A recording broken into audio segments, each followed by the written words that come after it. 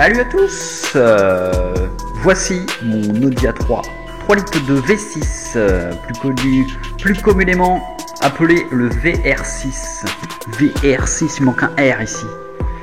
Bon, en fait, j'ai dépouillé le moteur, mais j'ai tout démonté et j'ai tout filmé. Tout, de A à Z. Je vais tout te montrer, je vais te démystifier ce petit moulin.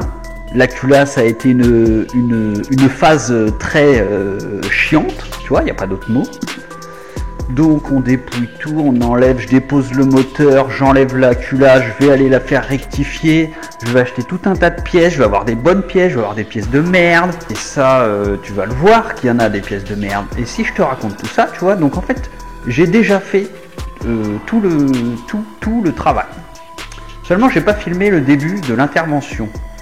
Parce qu'au début je comptais pas filmer, en fait je me suis pris au jeu et du coup j'ai tout filmé, mais après. Donc là j'ai tout dépouillé, j'ai tout refait et j'ai tout remonté. Donc je vais tout redémonter parce qu'il y a un problème. J'ai la butée d'embrayage qui merdouille. Et donc sur ce moteur là, ça nécessite la dépose du moteur. La butée a été changée, elle est neuve. Mais c'est une grosse merde. Et je t'expliquerai plus loin dans les futures vidéos pourquoi c'est une grosse merde. Donc j'ai ça, j'ai une fuite à la boîte de transfert. Tu sais ce qui emmène sur la transmission arrière, parce que c'est un quattro. Qu'est-ce que je vais te dire d'autre pour la présentation? Bah rien, tu vois. Donc là, ouais, donc on va déposer le moteur, déposer la boîte de vitesse, on va ouvrir la boîte de vitesse, je vais te montrer la petite particularité de ces boîtes de vitesse, pourquoi elles merdouillent au bout d'un moment. Je vais te montrer où c'est qu'il y a la pompe à gasoil, TDI. TDI, la pompe à essence, on va voir qu'il y a 1, 2, 3, 4, 5, 6, 7, 8, il y a 9 filtres à essence là-dessus. 1, 2, 3, 4, 5, 6, 7, 8, 9, oui, j'ai bien dit 9. On va voir qu'il y a les sondes lambda, que c'est des larges bandes, que c'est un nouveau modèle. On va voir que pourquoi le canister, je vais tout expliquer, ok? Donc, j'ai pas filmé le début, je vais te filmer le début. C'est pour ça que tu verras que le décor a un petit peu changé et qu'après ça va reprendre là où on s'était arrêté. Enfin, là où j'avais pas commencé. Enfin, t'as compris, tu vois. Donc, voilà. Pour la petite démo. Donc les vidéos au début risquent d'être un petit peu chiantes parce que j'étais pas encore habitué à la caméra, tu vois. Tu verras rarement ma tête parce que c'est pas moi par qui tu es intéressé, mais bien par ce petit moulin. Pourquoi ça et pas un S par exemple? Parce que déjà, j'explique. Ça, c'est le même moteur que la Golf 5 R32. C'est pareil. Pas la Golf 4, la Golf 5. C'est un moteur BDB. C'est tout pareil, 250 chevaux. Donc, une S3 2 litres turbo, ça vaut, en 2019, ça vaut encore, modèle 8P, ça vaut encore les yeux de la tête. Tu vois, ça vaut entre 12 et 16 000 euros. 16 000 boulasses pour 265 chevaux. Ici, on a 250 chevaux. On a un 6 cylindres Atmo et non pas un 4 turbo. Et ce bruit, le bruit du VR, rien que pour ça, le bruit du VR6, c'est le meilleur bruit de n'importe quel moteur. T'as beau dire ce que tu veux, le VR6, c'est le meilleur bruit de tous les moteurs. Donc, pourquoi ça et pas un Golf 4 R32 ou Golf 5 R32? Bah parce que je trouve que la gueule c'est plus joli qu'une Golf 4. J'adore les Golf 4, même je trouve que la Golf 4 R32 a mal vieilli. Elle fait un peu de tuning à mon goût. Et ça vaut encore 12 000 euros cette petite Golf. La Golf 5, je l'aime pas du tout. Et donc ça, t'as 15 chevaux de moins qu'un S, et ça coûte 7 000 euros. Tu vois? En gros, hein, les moyennes. Donc là, on part sur du 170 000 km. Donc on va voir que la courroie de distribution était toute pétée. On va démonter les déphaseurs, on va voir comment ça marche. On va démonter quoi d'autre? On va tout dépouiller. On va voir à quoi sert ce truc. Ce truc qui est, je sais plus où.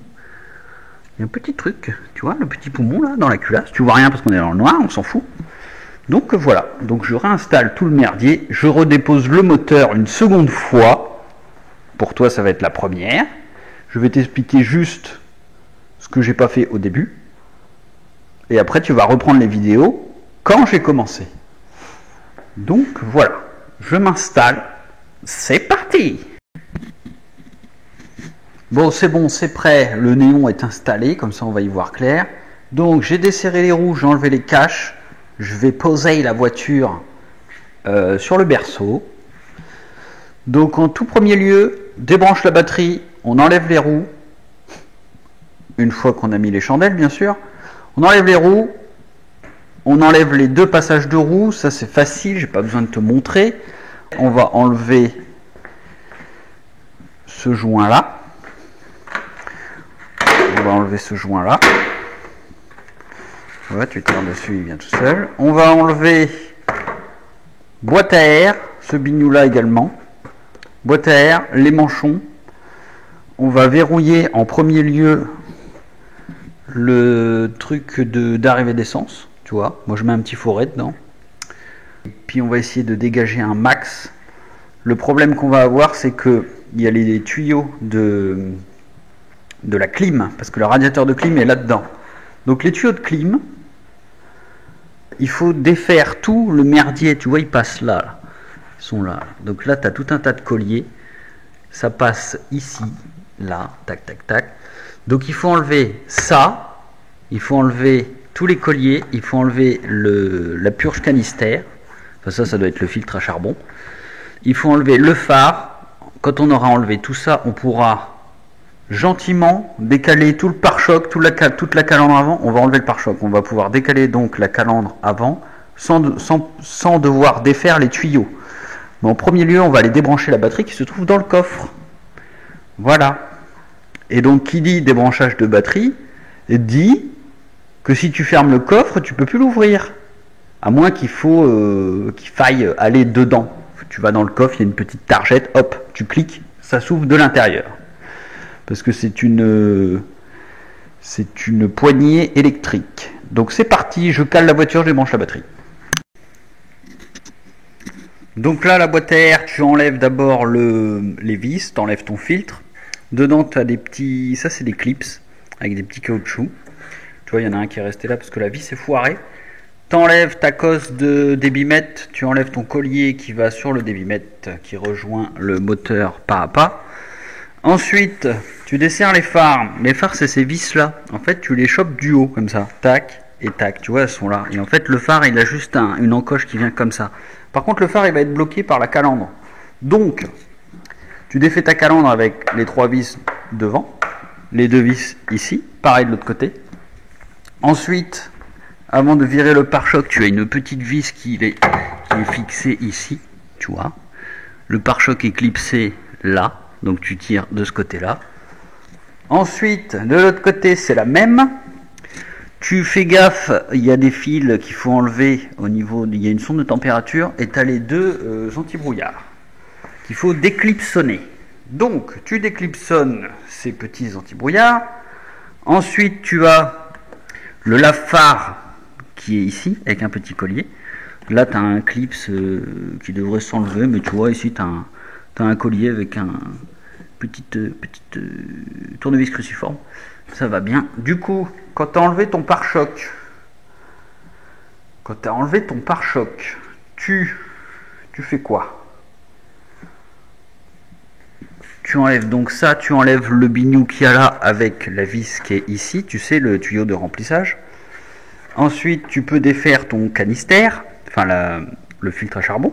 Ça, c'est la durite qui va dessus. Ensuite, tu as les deux satellites ici des airbags. Là, tu as le même de l'autre côté. Voilà. ici tu as la cosse qu'il faut enlever du capteur de capot. Capteur de capot. Tu enlèves les vis qu'il y a là. Tu enlèves ça par le bas. Ensuite, tu as le câble qui est mis dedans. Donc d'abord, tu le décolles comme ça. Clac, tu vois. En fait, il se clipse là et après, il s'appuie. Voilà. Ensuite, je pense que là, on est pas mal. On va passer... J'ai enlevé... Si tu veux, pour enlever ça, propre, et le décaler du côté, il faut purger toute cette merde ici, pour que les tuyaux soient libres. Donc il faut enlever ça, faut enlever ça, faut enlever la patte qu'il y a là, et là on aura un petit peu plus de mou. Tu vois le mou? Donc, maintenant, vidange liquide de refroidissement, et on va continuer.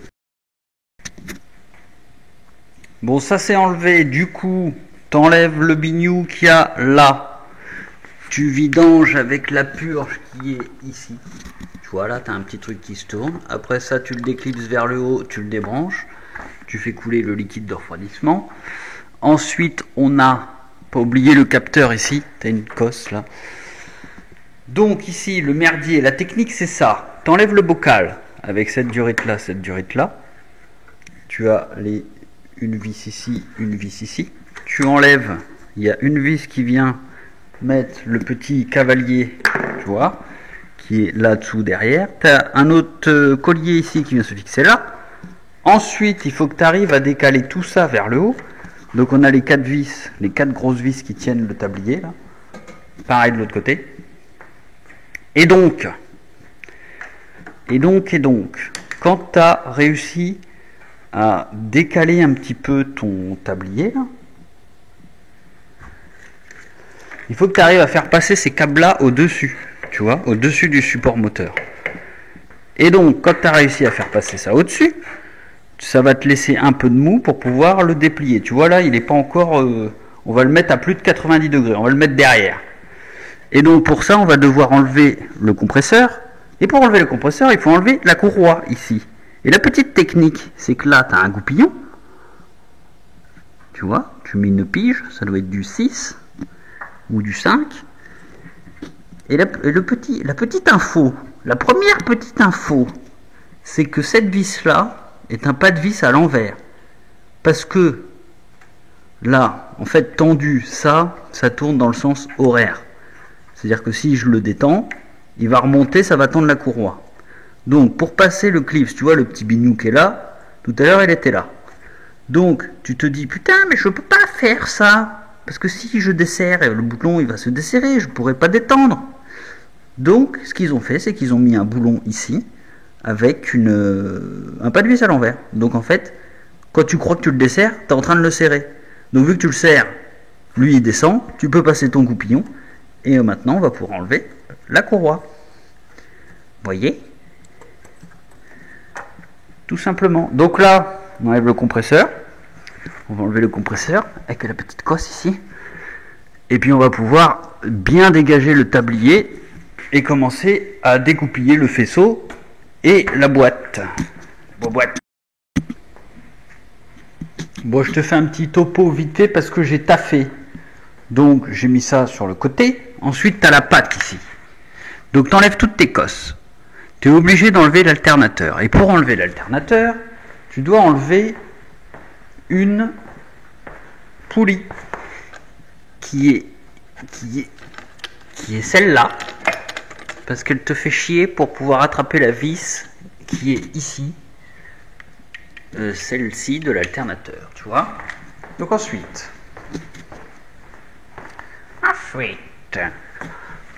tu enlèves toutes tes vis, tac tac tac tac, 1, 2, 3, 4, 5, tu enlèves toutes tes vis ici.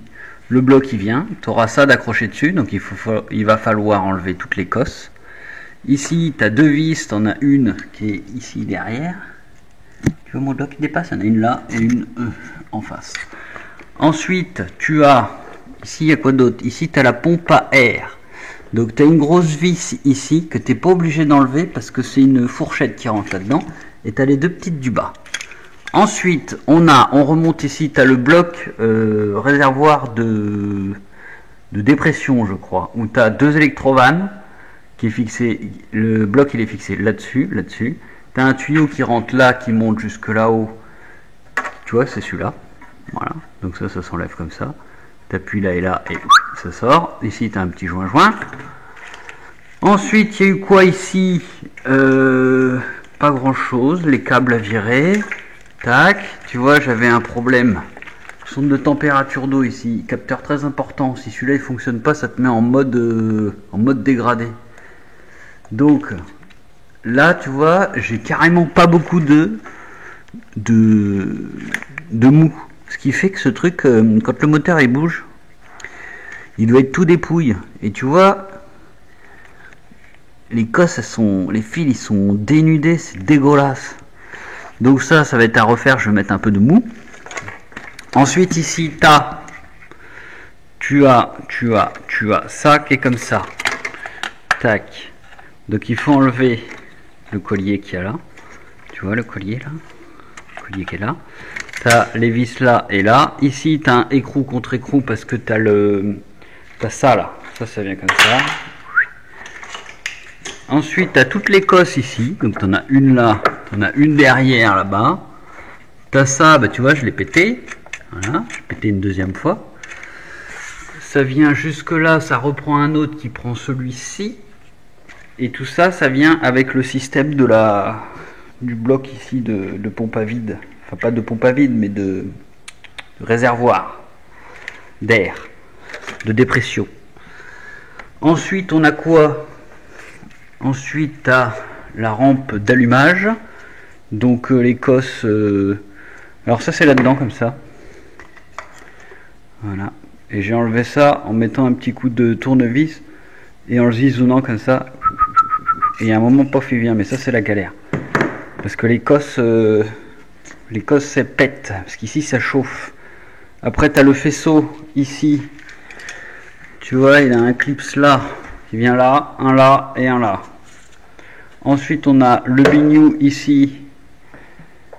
Tu vois ça. Qui reprend sur le reniflard d'huile. Vous voyez.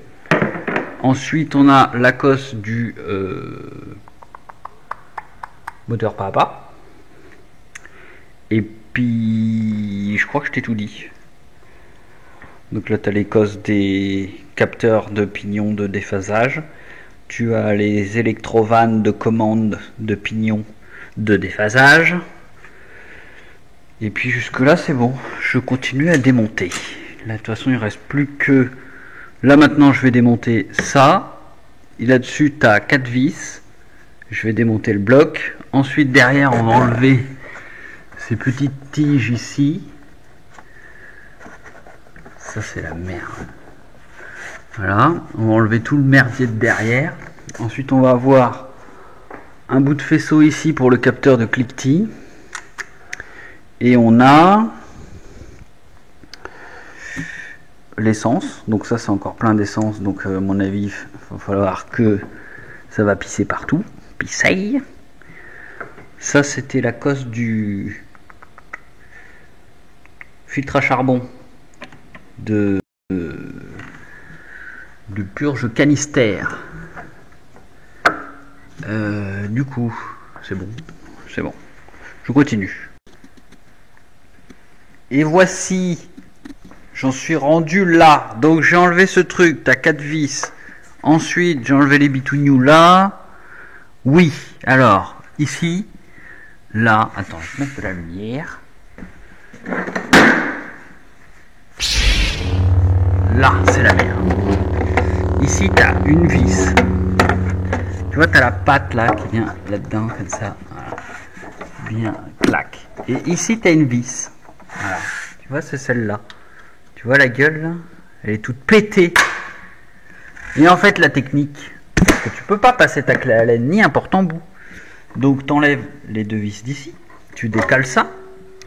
Si tu as la chance d'avoir une clé un petit peu coudée à cliquer, tu vas choper cet écrou-là qui est derrière ça, tu vois.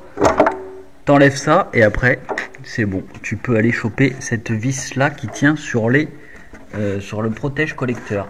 Pour info, ça, c'est la merde à enlever. C'est vachement... c'est serré à mort. Du coup, après, tu as celle-là, celle-là. Maintenant, ça bouge. Du coup, oui, j'avais enlevé tout ça. On a enlevé la patte du côté. Et maintenant, on a les petites vis. Tu vois, là, j'en ai enlevé une. 1, 2, 3, 4, 5, 6, 7, 8, 9. Et donc, t'enlèves ça. Et maintenant, on en est exactement au même point de là où j'ai commencé les vidéos il y a 6 mois. Donc, c'était il y a 6 mois, je me rappelle pas de tout. Peut-être je vais dire des trucs en double, peut-être pas. Je pense que j'ai plus dit des trucs en double que ne pas dire des trucs. Je pense que tu préféreras avoir 2 fois l'info que pas du tout. Ok? Bon. Et ben voilà. Donc maintenant, back to the future. Alternateur, le compresseur, comme ça on peut décaler les tuyaux. Ensuite on vire tout ce qu'il y a devant, donc rampe d'injection. Oui, j'ai oublié le collecteur d'admission, donc il y a les vis, il y a je sais pas combien de vis là. Tac, il y en a une derrière, hop. Il y en a une autre là, 2 là. Il y en a des petites sur les côtés qui sont barrées maintenant. Donc on vire tout ce qu'il y a là. Il y a la pompe, il y a une pompe d'air. Il y a une pompe à eau électrique. Il y a une pompe à eau aussi ici. Mécanique. Donc on vire tout le faisceau qui vient se dégager sur le même côté ici. On enlève toutes les durites d'air qui se branchent sur le collecteur d'admission. Pour le pot, on ne peut pas enlever les grosses vis directement. Il faut enlever le collecteur. Donc il y a des vis derrière. Ici, il y en a 1, 2, 3, 4, 5, 6. Et de l'autre côté, il y en a 1, 2, 3, 4, 5, 6, 7. Ensuite, on laisse brancher les cardans. Parce qu'on va avoir besoin de bloquer les roues. Alors soit avec un tournevis là dans l'étrier des deux côtés, parce qu'il y a le différentiel, pour pouvoir enlever le flector. C'est des vis comme ça, à 12 pans. Avec un max de loctite forte ici. Donc c'est indéfaisable. Donc le truc c'est que on vient coincer un pied de biche ici pour bloquer cette petite patte là. Et les vis elles sont derrière. Donc pour ça j'ai fabriqué une petite clé coudée qui vient comme ça. Et on peut enlever les vis du flector. Il y en a 3. Et ensuite, bon, on enlève tout ce qui gêne. L'hydraulique de l'embrayage. On vient le relever ici. Ça va couler. On enlève les commandes de boîte de vitesse. Tous les capteurs. Donc il y en a un max. Il y en a un derrière, c'est le cliquetis arrière. Il y en a un en dessous, c'est l'huile. Il y a une sonde de température ici, un autre cliquetis devant. Il y a quoi d'autre? Celui-là, je sais pas ce que c'est, ça doit être un autre cliquetis. Il y a la commande de... Ça doit être la marche arrière, ça. Après, on enlève le cylinder block de boîte de vitesse anti-basculement. Donc il y a 2 vis là, une en dessous. Voilà. J'ai oublié de préciser au niveau de la rampe d'injection. Donc, moi j'ai mis un petit fourré pour boucher l'arrivée d'essence. Sur ce moteur-là, il n'y a pas de retour. En fait, le retour se fait au niveau du filtre à essence. Donc, on enlève les vis qu'il y a là. On enlève délicatement les injecteurs qui ont un petit joint spin. On verra après comment on les nettoie. Dedans il y a un petit filtre. Bon là je viens de vidanger le moteur. D'habitude c'est pas très intéressant, mais là je crois que ça vaut le détour quand même. Voilà, regarde-moi ça. C'est noir. C'est un TDI le bordel. Le mec il a dû faire une vidange dans sa vie sur ce moteur. 160 000 bornes. L'huile elle est noire. Laisse tomber toi. Voilà, regarde-moi le filtre. Le filtre, il est tout pété, le truc. Regarde ça.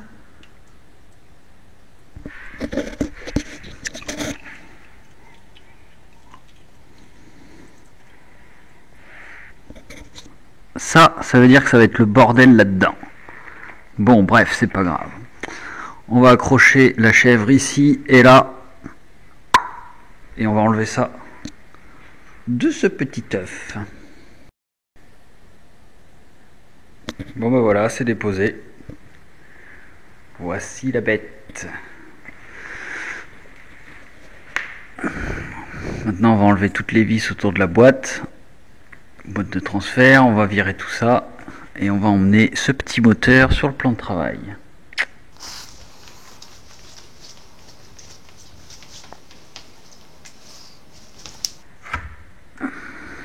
Il n'est pas vilain lui.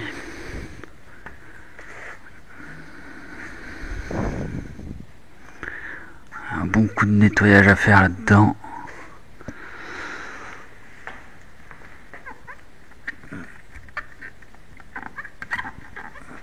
Bon, lui ça va aussi. Ah, quoique, il crie peut-être un peu au secours le bordel.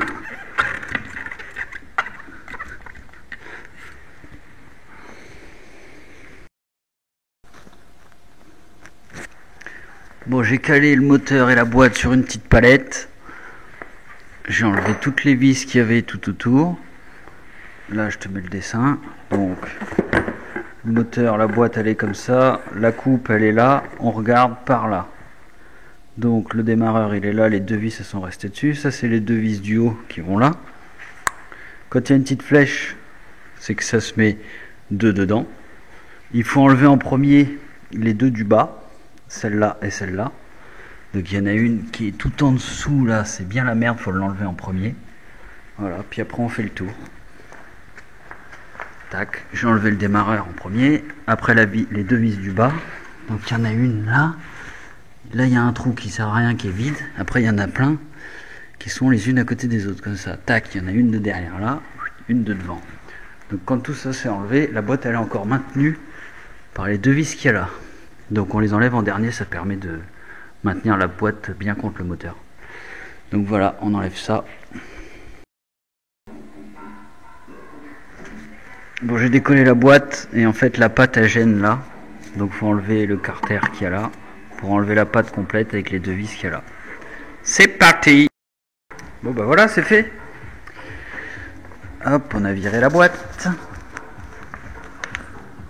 Bon, la butée, elle est morte, ça c'est clair. Elle est poinçonnée de partout là. Et puis le roulement il fait un petit bruit de au secours, au secours. Par contre l'embrayage il a pas l'air vilain. Il est pas trop usé, il n'y a pas de poussière. Ça, on va l'enlever. On va pas oublier de le remettre surtout. Ça c'est ce qui permet de maintenir, éviter que la boîte elle colle au bloc. Voilà. C'est bien. Bon, on va enlever les petites vis qu'il y a là pour enlever le flasque. On va aller regarder l'embrayage, la gueule qu'il a. Puis après on va s'attaquer au dépose du volant moteur. J'espère qu'il est pas mort parce que sinon c'est 500 boules. Plus l'embrayage 150, 180. Mais bon à ce compte là je crois qu'on est plus à ça près. Donc après on a le petit carter de distribution de la chaîne inférieure. Et après on a la carter de la chaîne de distribution supérieure avec les deux solénoïdes de gestion des arbres à cam variables. Voilà, ici c'est les capteurs d'arbre à cam, de position d'arbre à cam, pour régler les avances. Voilà. On va regarder tout ça. Mais vu la gueule de l'huile qu'il y avait tout à l'heure, ça pue, ça pue. Allez, salut. Bon, je vais tenter un truc. On va essayer de faire un bloc volant moteur avec un ancien volant moteur. On va passer dans le petit trou là. Voilà, enfin t'as compris l'idée, tu vois. Tiens, tant que j'y suis, regarde ce qui s'est passé sur ce volant moteur là. Voilà. Tu vois, c'est tout bouffé. Tout bouffé. Et ça, c'est parce que le volant moteur il s'arrête toujours au même endroit avec l'électronique.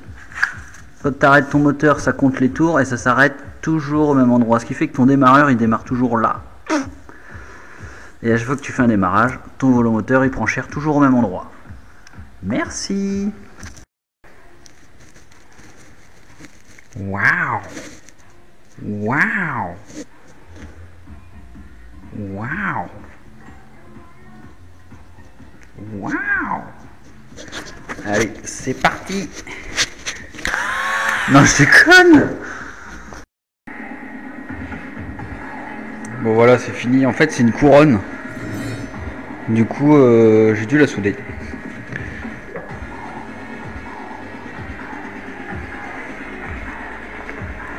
Donc on va mettre ça là-dedans. Voilà, c'est pas mal. Et le but, ça va être d'excentrer un petit peu le trou. Bah sinon, s'il est pile dans le trou, ça va tourner comme si c'était un pignon. Hein. Donc on va excentrer un petit peu le trou. Et puis voilà. Et voilà. J'ai mis 2 petites douilles derrière pour le caler. Ça c'est là propre. Ça c'est serré. Et comme tu vois, normalement les rayons par rapport au centre de ce cercle, ils sont là. Et donc du coup, moi j'ai un peu excentré le trou. Ce qui fait qu'il va pas tourner rond. Il va tourner et il va se bloquer. Je crois que j'ai pas filmé. Là les rayons sont là. Je l'ai excentré comme ça. Ce qui fait que quand il va tourner, plus il va tourner, plus il va serrer. Alors j'ai pas pensé à l'autre sens, mais bon, peut-être que ça va tenir pour les deux sens. On va voir. Du coup,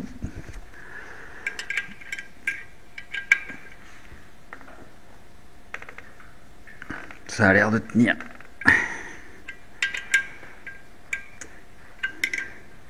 C'est bon.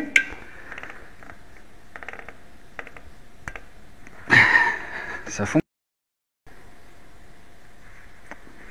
Bon bah en fait l'embrayage il est mort. Là on a les petits stries qui commencent à être attaqués. Donc là il est foutu.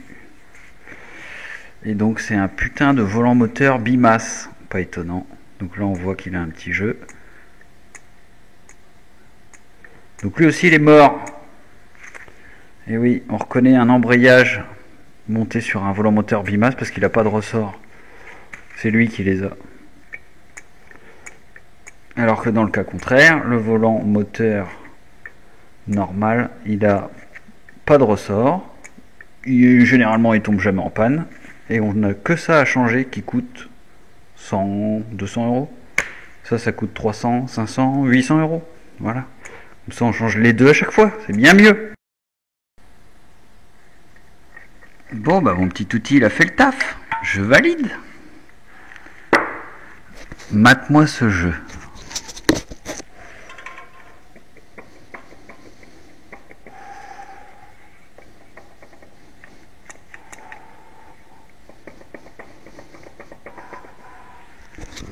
Machin était prêt à tomber quoi. 160 000 bornes. Le truc il est mort. Bon bah voilà, c'est enlevé. Pour enlever ça, il y a une petite vis ici avec une clé Allen. Voilà. On va virer ça et on va enfin accéder à ce petit Rolex avec son beau engrenage et chaîne de distribution primaire, secondaire. On va voir la gueule que ça a là-dedans. La vidéo commence à être longue là, donc je te donne rendez-vous pour le prochain épisode. Et n'oublie pas qu'en cliquant ici, tu vois là, ici, voilà, clique, tu peux aller sur mon site internet où tu pourras retrouver tous les projets Arduino, Raspberry, mécanique et les dessins en 3D. Par exemple, si tu vas dans mécanique, on va aller par exemple ici, Audi A3 8P 3 litres de V6. Ici, tu retrouves toutes les vidéos de ma chaîne YouTube et ici, mais ici mon gars, mais là, ici c'est la bibliothèque. Tu vas là-dedans, clique, allez, oui, et ici, je t'ai tout mis, je t'ai mis toutes les pièces que tu pourras trouver, que tu trouveras pas, qu'en allant chez le constructeur qui vont pas te donner. Il y a toutes les références, il y a tout, de tout. T'as compris? Il suffit de cliquer, il y a les prix, je vais te mettre bien mon gars, il y a tout, j'ai tout mis. Voilà, je sais pas si t'as compris, tu pourras également retrouver les liens vers la chaîne YouTube, le compte Facebook de Amesis Project, le compte Instagram, le compte Arduino, le compte des dessins en 3D, le compte Tipeee si jamais tu veux me soutenir peut-être pour un futur projet, et si tu veux me soutenir sur PayPal bien évidemment, tu vois, la pince est toujours présente. petite page Facebook, petite page Instagram qui peine à charger, tu vois. Projet Arduino, là, le premier projet va être en ligne très bientôt et ce petit projet sert également à nettoyer les injecteurs. Donc tout ceci est fait par mes soins et c'est un petit montage à réaliser pour nettoyer les injecteurs de véhicules essence. On va voir tout ça dans une prochaine vidéo. Donc il faudrait peut-être commencer par t'abonner, tu vois, ici, ça serait bien. Ce serait bien que tu cliques là, que tu cliques sur j'aime, que tu cliques là, que tu t'abonnes. Si tu veux pas louper la suite des vidéos, je vais commencer à me taire parce que ça commence à devenir long là. Allez, salut!